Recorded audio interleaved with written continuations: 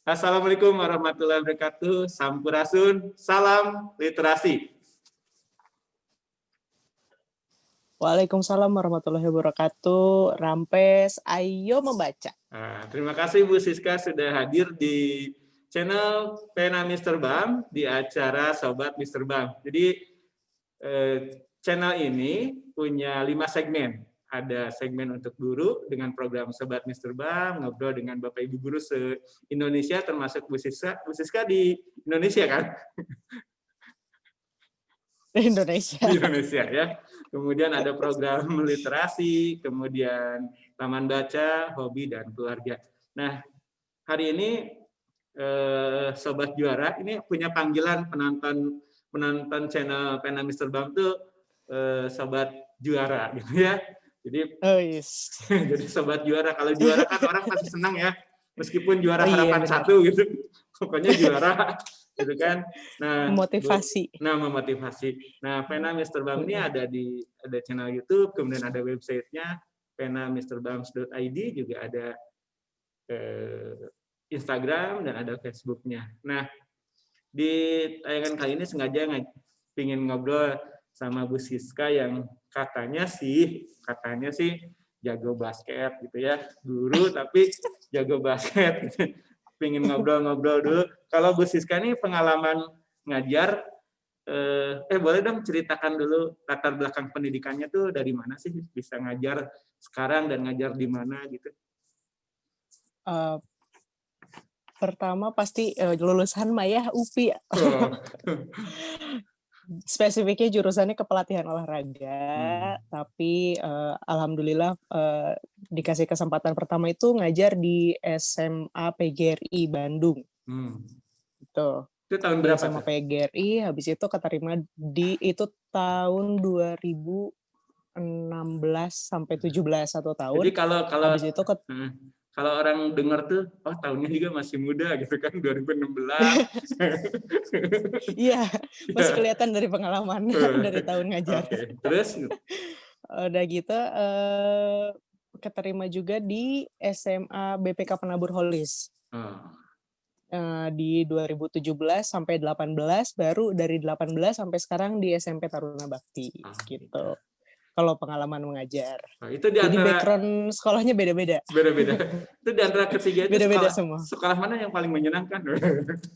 Oh ya pasti yang sampai sekarang. Sekarang ya, Taruna Bakti. Dan ini ada tayangan spesial. Ini juga kita lihat sebentar, sejenak. Tayangan apakah ini? Kita lihat sebentar.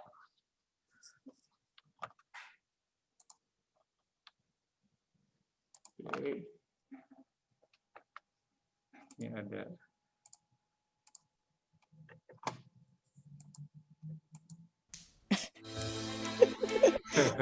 Kita lihat. Ini selain guru katanya artis gitu. Kayak kenal tangannya Om. Kayak kenal ya tangannya ya.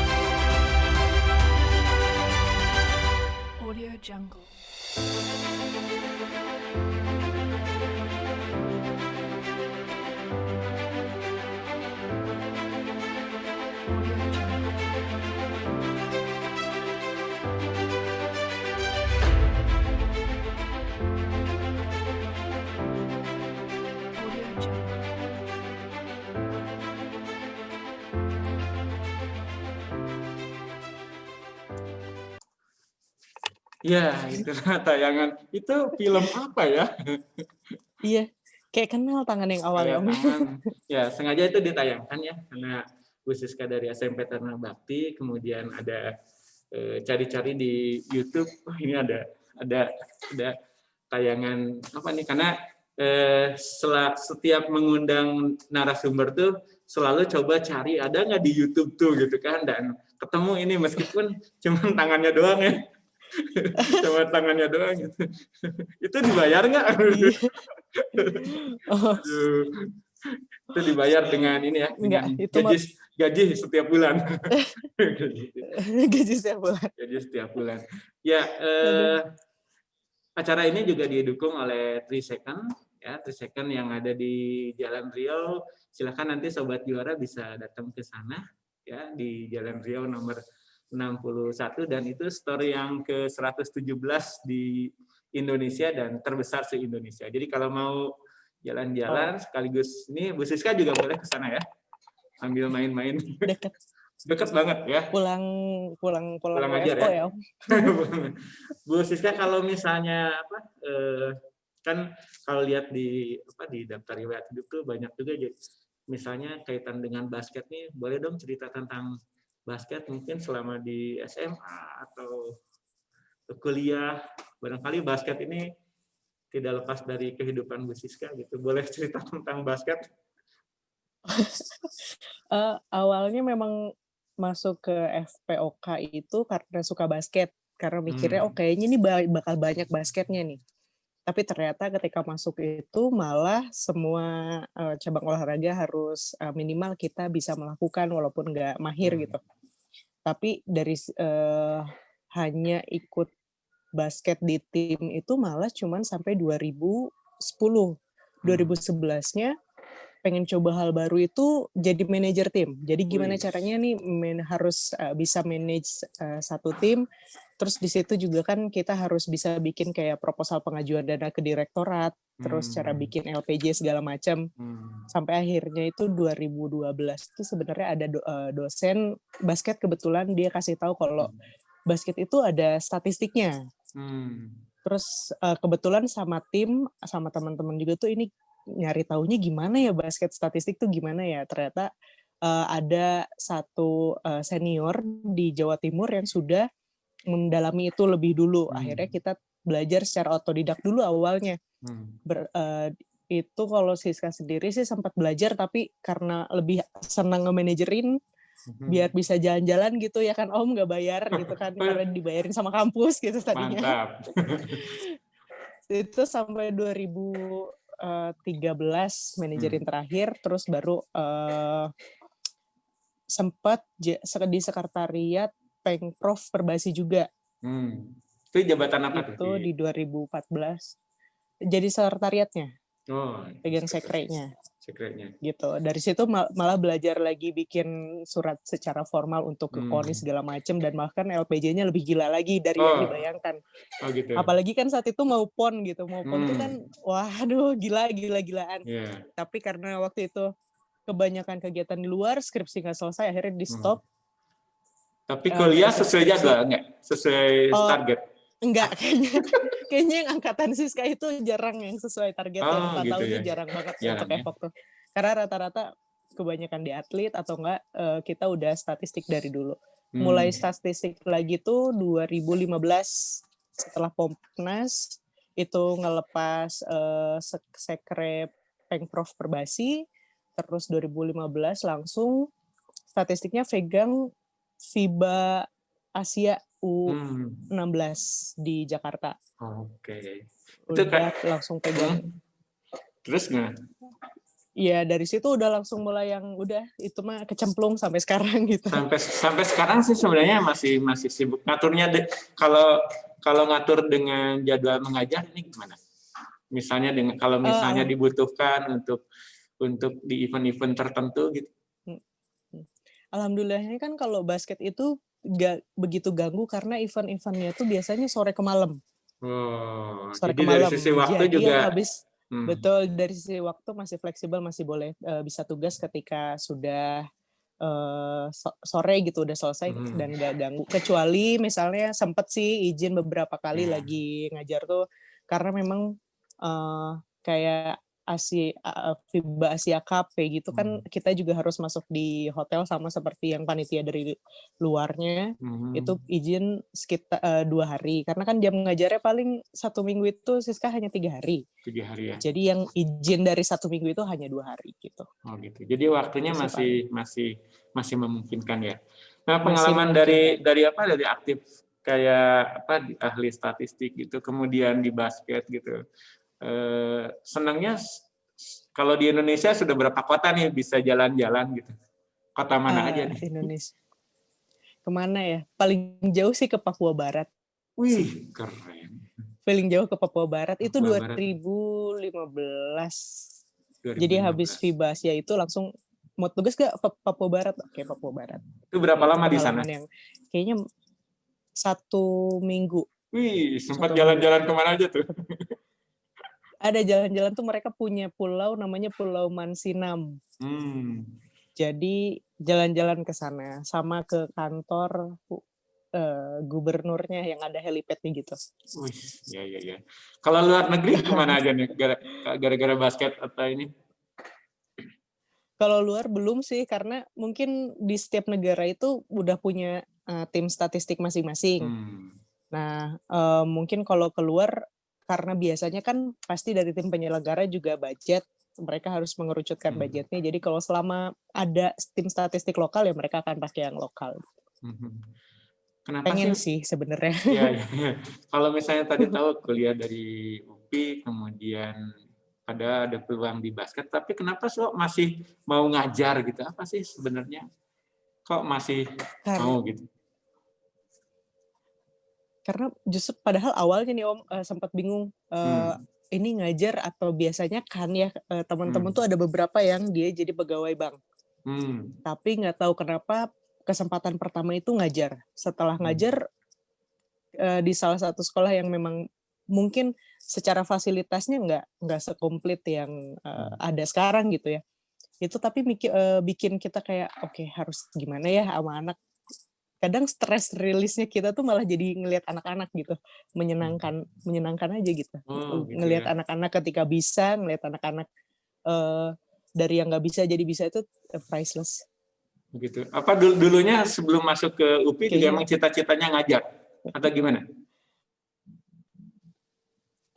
Malah tadinya masuk ke UPI belum yang mikir ya nih lulus jadi guru, nggak gitu karena awalnya masih cuman suka basket aja gitu. Gara-gara awalnya basket itu aja, tapi pas karena sedang basket terus kayaknya seru nih, nggak begitu banyak menghafal pikiran saat itu. Berarti kan malas kayaknya nih. Malas ngapal kali. Tahunya belajarnya sama aja, ada statistik, ada anatomi, ilmu faal. Itu kalau nggak teliti kan statistik. Ternyata saya salah. Repot juga ya kalau nggak teliti itu kan.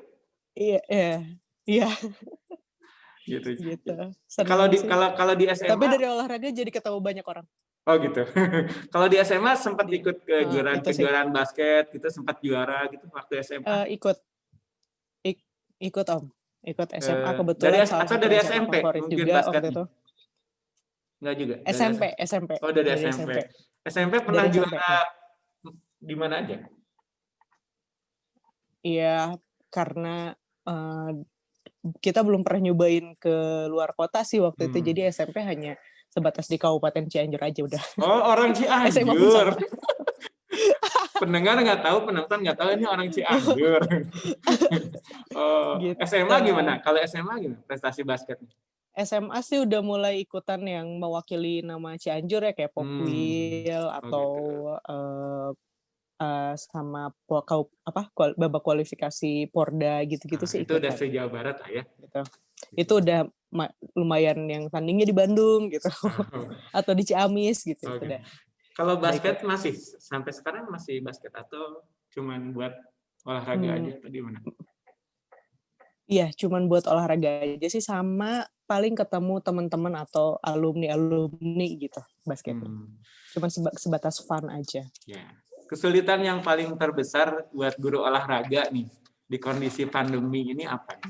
Kan guru olahraga biasanya praktek gitu kan. Kalau di Tarbak tuh kan misalnya di Gor Suci, sekarang harus pakai Zoom dan sebagainya. Gimana sih perasaannya atau kesulitannya apa sih? Kesulitannya yang pertama yaitu sih Om bener nggak praktek, tapi ya kita memaksimalkan gimana caranya ya anak yang bisa memanfaatkan alat yang ada di rumah gitu tanpa menyulitkan. Jadi kalaupun mereka harus beli sesuatu, medianya yang nggak mahal gitu. Kayak misalnya bola tenis kan mungkin bisa masih terjangkau untuk mereka misalnya dipaksakan untuk beli, atau bahkan kalau memang nggak punya sama sekali silahkan pakai kertas kayak digulung, pakai lakban segala macam ya. Itu boleh. Itu iya, itu masih boleh. Pakai jadi akhirnya plastik mau nggak bekas mau digulung-gulung gitu. Iya, karena harus bergerak bareng, jadi kadang senam bareng kita, kasih workout bareng, kasih videonya, link videonya buka masing-masing, kita gerak bareng gitu sih. Gitu. Kendalanya pasti di situ sih. Pantesan saya kalau lihat pas lewat ibu lagi ngajar tuh lagi gerak-gerak gitu. Oh, guru olahraga mah gini ya. Aduh, pakaian nyantai gitu ya. Nggak kayak yang lain harus rapi pakai batik, ini santai gitu. Aduh, gitu. Sampai sekarang masih menyenangkan ya jadi guru olahraga meskipun di kondisi pandemi. Ya, alhamdulillahnya karena mungkin disupport dari orang tua juga ya masalah gadget atau gawainya mereka, jadi masih tergolong mudah dan menyenangkan gitu, karena masih ada Zoom segala macam gitu. Kebayang banget kalau ngajarnya di tempat yang terpencil gitu, yang Zoom juga nggak bisa gitu ya, kayaknya gimana gitu ya. Harus datang ke rumah masing-masing, ayo olahraga gitu. Itu yang agak susah sih kayaknya. Hebat, tapi guru-guru yang di daerah terpencil berarti keren banget Om. Wah iya sih, kebayang ya. Ada pernah nggak ngobrol sama temen se-alma mater gitu, kebetulan sama guru olahraga di tempat-tempat terpencil, pernah nggak sharing gitu, apa kesulitan mereka guru-guru olahraga di tempat-tempat mereka yang terpencil gitu, pernah nggak di masa pandemi ini? Oh, kayaknya jangankan di tempat terpencil ya, kayak di kota Bandung aja masih ada yang mereka ngajar di satu tempat yang mungkin si siswanya masih kekurangan kuota, atau enggak misalnya handphonenya bermasalah. Jadinya mereka sangat jarang menggunakan Zoom, itu banyak banget. Jadi ketika dengar kayak gitu, bersyukur banget nih kayaknya sistem yang dipunyain di tempat kerja sekarang tuh masih sangat membantu gitu. Jadi di tempat yang sekarang bekerja ini sebetulnya tetap bisa ngedukung potensi apa yang kita miliki ya, bisa nge-Zoom gitu kan. Kemudian kita juga terbantu ya memanfaatkan teknologi yang digunakan di sekolah dengan kayak misalnya sekarang PAS menggunakan sistem yang online yang harus pakai CBT dan sebagainya, semuanya masih terbilang lancar ya dibandingkan mungkin tempat-tempat yang lain yang mungkin fasilitasnya berbeda. Oke, Bu Siska, kalau hobi selain basket apa sih? Hobi selain basket apa ya? Apa senang baca buku juga atau? Ada sih beberapa buku yang dibaca, tapi pasti temanya kalau nggak detektif, horor. Oh gitu. Oh, juga emang kelihatannya guru olahraga mah nu sieun gitu atau nu perang-perangan gitu ya, detektif kan gitu ya. Gitu. Iya. Ada beberapa sekarang buku masih yang membaca di waktu senggang gitu masih. Nah, itu yang agak jarang sebenarnya sekarang. Gitu. Jadi mau mulai lagi, karena kadang kalau memulai itu susah ya Om ya. Maintenance-nya susah gitu. Kalau udah di tengah-tengah juga kadang susah. Iya. Mau mendisiplinkan diri untuk baca gitu. Minimal kan satu hari ada kayak 1 lembar kayak atau apa gitu kan, kayaknya menyenangkan.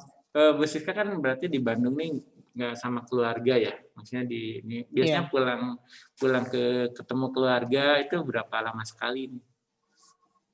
Paling lama bisa sampai 1 bulan kalau misalnya weekend-nya ada statistik itu Om. Jadi kan mau nggak mau weekend harus stay di Bandung.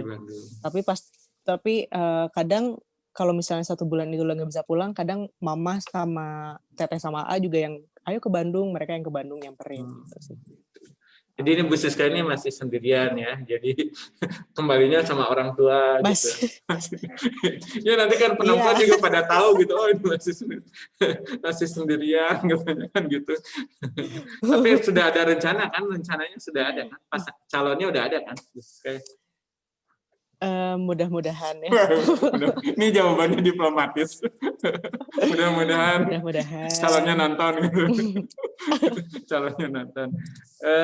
Ya tadi hobi basket, kemudian kalau event terdekat di basket ada nggak dengan kondisi pandemi ini gimana nih? Oh, awalnya tuh Oktober ada, yaitu IBL ya, Liga Profesional buat di Indonesia. Tadinya mereka mau buat sistem sama seperti NBA itu, istilahnya bubble. Bubble itu jadi semua tim di satu hotel, mereka tinggal boleh kemana-mana, terus kita harus rutin swab PCR, segala macam itu, tetapi ternyata tidak mendapatkan izin dari kepolisian katanya. Sama seperti kasusnya Liga 1 gitu. Makanya kayaknya sampai akhir tahun sih nggak ada dulu. Mungkin awal tahun mudah-mudahan udah normal lagi. Olahraga memang lagi lagi paceklik banget gitu ya. Udah mungkin nunggu sampai benar-benar pulih. Oke, kalau misalnya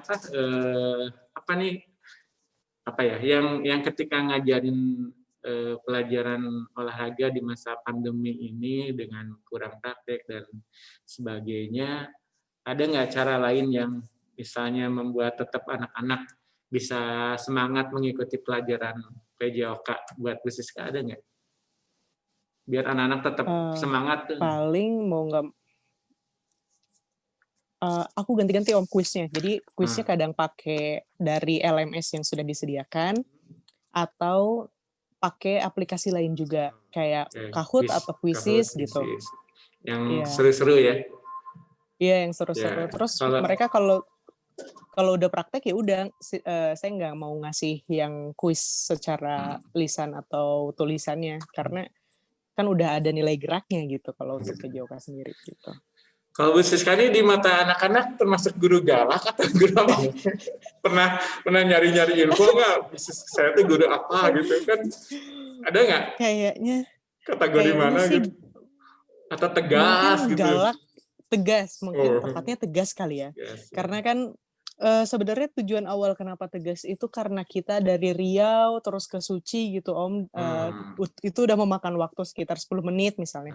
Kalau ditambah mereka ganti baju, kalau nggak kita push ayo cepet atau nggak hitungan sekian sudah baris misalnya, atau nggak peluit kedua sudah rapi, nanti yang terakhir agak ditambahin misalnya larinya. Itu sebenarnya semata-mata cuman biar mereka lebih gesit aja gitu. Karena sayang waktunya kan. Nanti sebelum lagi pulangnya kita harus mengembalikan juga tepat waktu untuk jam pelajaran berikutnya gitu. Jadi karena kejar-kejaran sama waktu, mau nggak mau kita kerjasama untuk saling memaksimalkan gitu. Atau mungkin anak-anak yang cowok mah senang aja ya diajar sama Bu Siska, kayaknya semangat gitu ya. Wah, Bu Siska nih pelajaran olahraga. Biasanya kan olahraga tuh pelajaran yang anak-anak bisa bebas gitu di luar kelas gitu. Kalau yang di Taruna Bakti apalagi misalnya naik bis gitu kan, ketemu gurunya juga, wah ini kayaknya ini banget gitu kan, antusias banget gitu anak-anak gitu. Ya sebenarnya mereka sih kalau udah kayak sepak bola nih, ibu aku nggak bisa nih, anak cewek kadang gitu. Oh gitu ya. Om, tapi kalau udah dersepak bola namanya angger bisa ya gitu ternyata. Nggak bisa berhenti ya. Bisa nggak bisa gitu. Kalau yang Bu Siska kuasai guru olahraga kan, apakah memang semua cabang olahraga harus dikuasai atau gimana Bu? Kalau sebagai guru olahraga, kalau yang paling dikuasai pasti basket. Iya, pasti basket yang pertama, tapi mungkin sisanya olahraga kayak bulu tangkis atau nggak kasti itu bisa, tetapi tidak mahir. Tapi mungkin atau renang pun ya bisa karena kalau misalnya sesuai dengan mata pelajaran, karena di tingkatan SMP, jadi minimal materi-materi yang ada di pelajaran SMP memang terkuasai ya. Iya. Iya, kayak senam lantai masih bisa Oh, masih. mencontohkan roll depan, roll belakang gitu masih lancar lah. Melaksau gitu. Karena kan Bu biasanya Bu contohin dulu roll belakang susah, ya udah contohin. Oh, masih bisa ya roll belakangnya. Iya, Gitu. masih bisa alhamdulillah. Ya. Gak malu-maluin kan?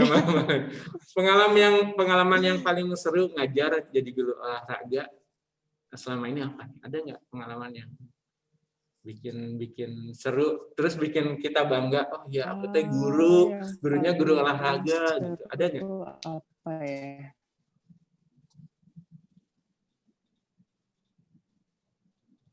Bikin ngerasa, jadi maksudnya ngerasa gitu, oh ya aku tuh ngerasa bangga Kayak ada dengan guru. O2SN atau nggak ngeliat Mhm.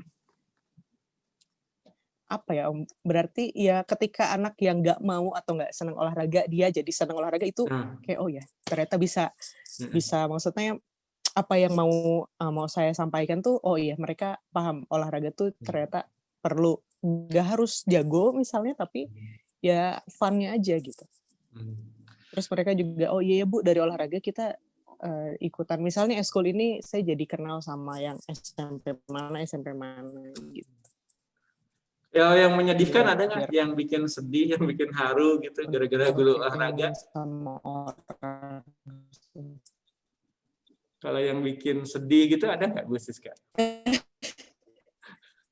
Ngajar sebagai guru olahraga tapi ngalamin momen ketika kita sebagai guru yang tuh bikin sedih. Ada nggak yang bikin sedih gitu? Paling sedih tuh kalau misalnya siswanya lagi nggak pengen masuk kelas olahraga aja, maksudnya masuk kelas olahraga tuh Bu, saya nggak olahraga ya, kadang kok ini bener nggak ya, gitu anaknya sakit atau enggak itu tuh kadang bikin, aduh apa saya ngajarnya terlalu keras ataukah misalnya nggak menyenangkan apa gimana?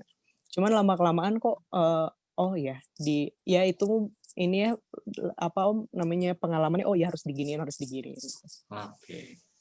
Oke, Bu Siska ini waktunya luar biasa ya, kita ngobrol kayaknya udah setengah jam gitu kan. Seru aja sih ngobrol. Atau Bu Siska ada yang ingin disampaikan nggak kira-kira buat apa ya? Baik itu buat anak-anak atau mungkin teman ngajar guru dimanapun berada ya. Ada nggak? Silahkan. Bebas apa aja. Apa ya? Apa ya? Ya semoga kita semua dilindungi, diberikan kesehatan selalu sampai nanti waktu yang mempertemukan kembali. Semoga cepat pulih. Aduh, kangen ini ya, kangen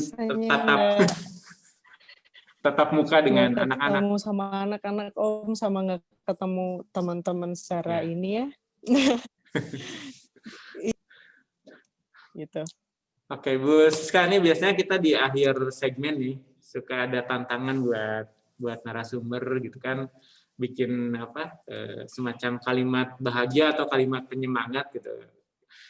Pena Mr. Bam juga ada di websitenya tentang kalimat bahagia. Nah, boleh dong berbagi Bu Siska biar bisa meluncurkan satu kalimat yang ketika orang denger itu tuh oh iya tambah semangat atau bahagia gitu. Boleh dong berbagi.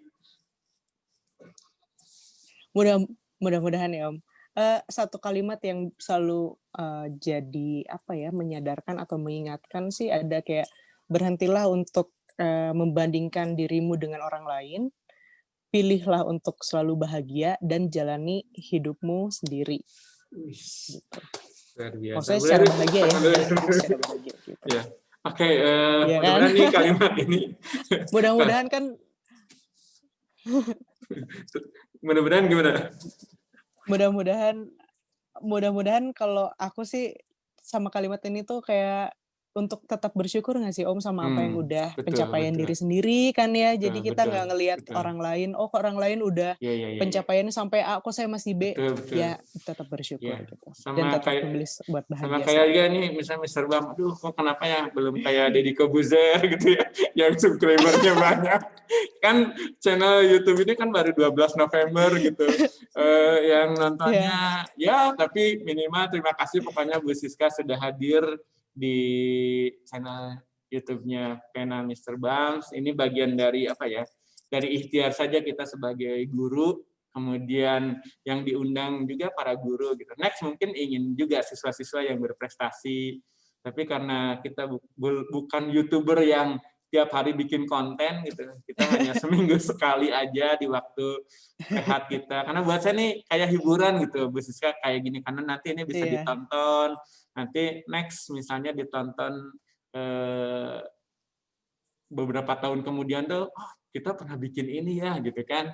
Dan mudah-mudahan Iya. 5 tahun ke depan pasti akan sudah berubah gitu ya. Bu Siska 5 tahun ke depan kira-kira kalau ini ditonton 5 tahun ke depan tuh kira-kira apa nih pesan buat diri sendiri, ada nggak? Ini kayak jadi niru, punten. Ini takut dianggap niru. Memang saya terinspirasi dari Putri Tanjung ketika juga suka nanyain, ini kalau ditonton 5 tahun kemudian apa nih yang mau disampaikan buat diri sendiri gitu? Kamu luar biasa. Wih, kamu luar biasa. Melewati 5 tahun gitu. Oh, Iya dong. iya dong. Gitu kan.